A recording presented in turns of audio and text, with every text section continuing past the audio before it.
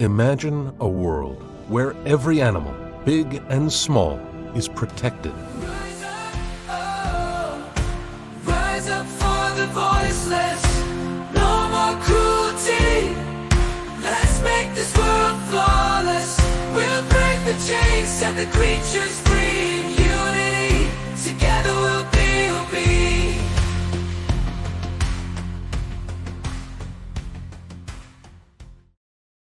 In this room, who wants to see crimes against animals globally banned? Raise your hand. I mean, all the most serious atrocities you can think of, right? And that are avoidable because alternatives to animal products and methods exist and are available. So, I think we are all here for that, right? We are here to find innovative solutions for a better legal future for animals. And that's why here today we will discuss and maybe also think of some actions we can put in place for this better future for animals.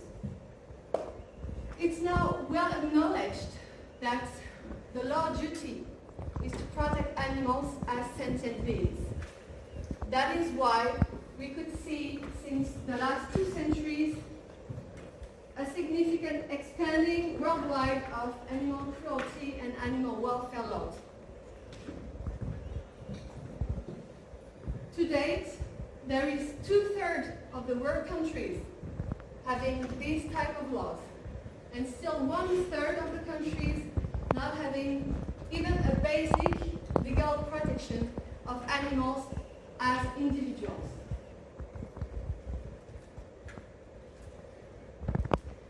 Overall, the positive point is that animal law is evolving toward an increasing protection of animals.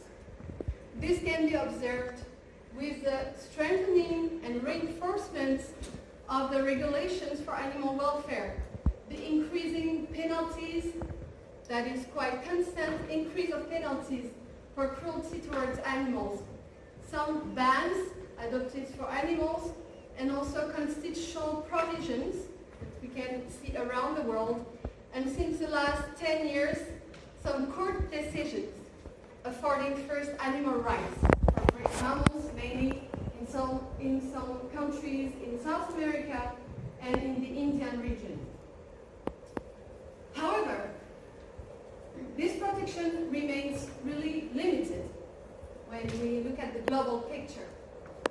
It's limited in its scope because it concerns only certain countries, as we saw, certain animals, certain species, certain activities, certain practices, with still many exemptions of cruelty, allowing cruel acts to continue, and some enforcement issues, of course, that are present everywhere in the world, and more or less in every country. And worst is the dreadful reality that animal crimes, the most animal crimes, remain legal. And this is worldwide, and this is everywhere. Why? Because when we look at the numbers of animals killed every year, this is all from scientific sources.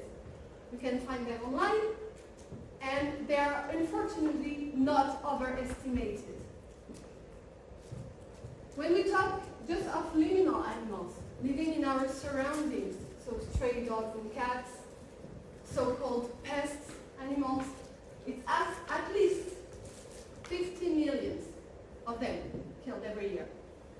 When we think of lab animals, for scientific research and testing, it's at least 150 million. For wild animals, it's at least, very least, it's 400 million animals.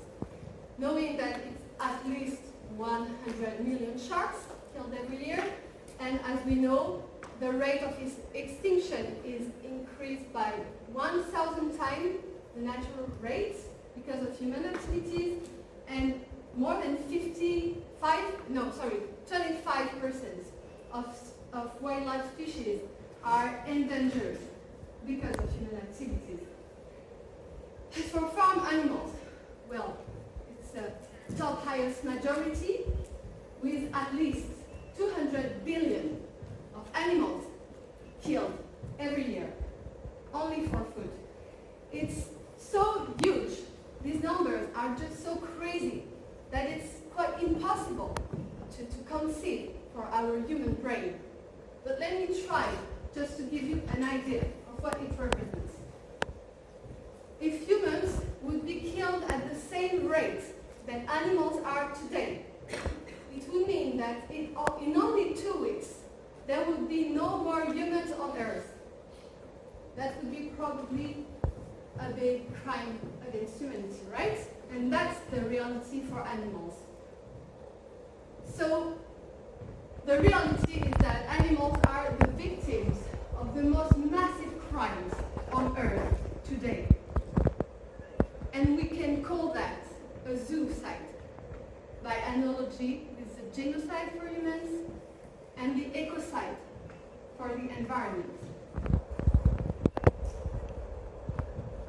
A very long time ago, Aristotle already said that. At its best, man is the noblest of all animals, but separated from law, understood as natural law, and justice, it is the worst. So, do we need a paradigm shift toward a new world of justice for all animals? That's what I am advocating to here today. Yes, we need this paradigm shift, because even if we saw this evolution of the law and it's still continuing, and that's great, this is not enough to question the very crimes that are still ongoing everywhere in the world to so many animals. So this is very schematically and simply the trend of animal exploitation, right? And this is despite the animal law evolution.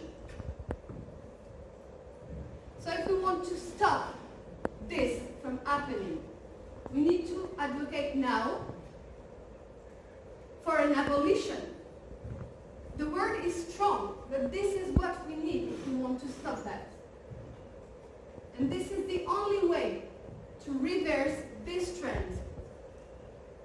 I know the very common counter-argument that this sounds unrealistic or maybe too utopian to ask for this now. But you know what? The first lawyers who were advocating for slavery abolition were also called foolish, utopian, or not realistic people, because there was economical arguments at stake. And there was the same arguments that they were inferiors in serving others.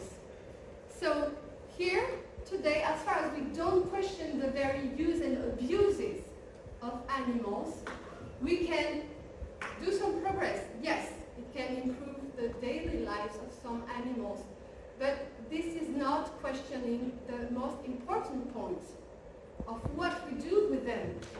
Is it right? This is my question for you here today. And I know you're mostly very convinced about that. But as animal lawyers, my point is to say that our mission is to act far for animals because they deserve it and they need us to be their voices because they cannot defend them by themselves. And we need to ask for the legal recognition of their most fundamental rights to live, to be free, and to be well treated. And to ban all forms of crimes. How? Well, we can follow what has been done for humans so far. When we look at the very definition of crimes against humanity under the Article 7 of the Rome Statute of the International Criminal Court, we see that they concern this terrific list.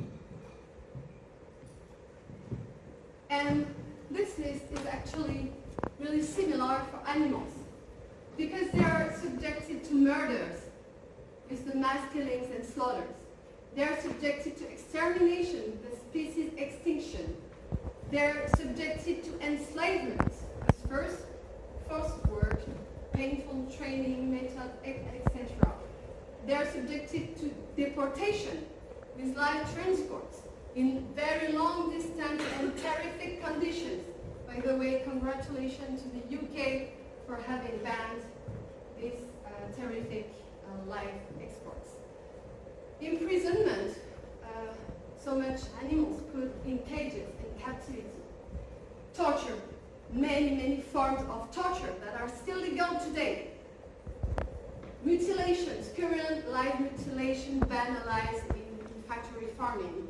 The vivisections in labs. The blood shows that still exist in many countries. And of course, some kind of sexual violences, with the forced reproduction of farmed animals, and the zoophilia, which is still authorized in some countries in the world. And of course, we can think of other inhumane acts of similar character.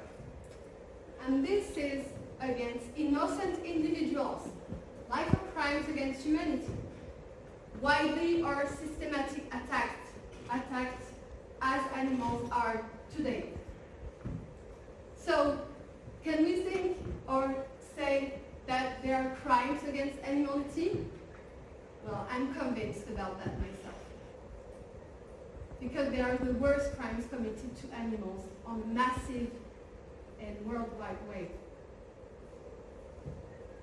When we look at international criminal law and animals, what we see is a big gap, because they are totally absent. There's no animal protection in international criminal law today. When we look especially at the International Criminal Court, the ICC, so crimes against humanity are addressed since Rome Statute in force since 2002. Crimes against environment are now under consideration since the recent consultation by Prosecutor Khan, and if this consultation succeeds, crimes against environment will become included in the Rome Statute of the International Criminal Court. What about crimes against animality? Well, for me and for us who join this movement, this is the next step to address without waiting. It's now. We need to address it today if we want crimes against animality to be banned one day. So we have started this work.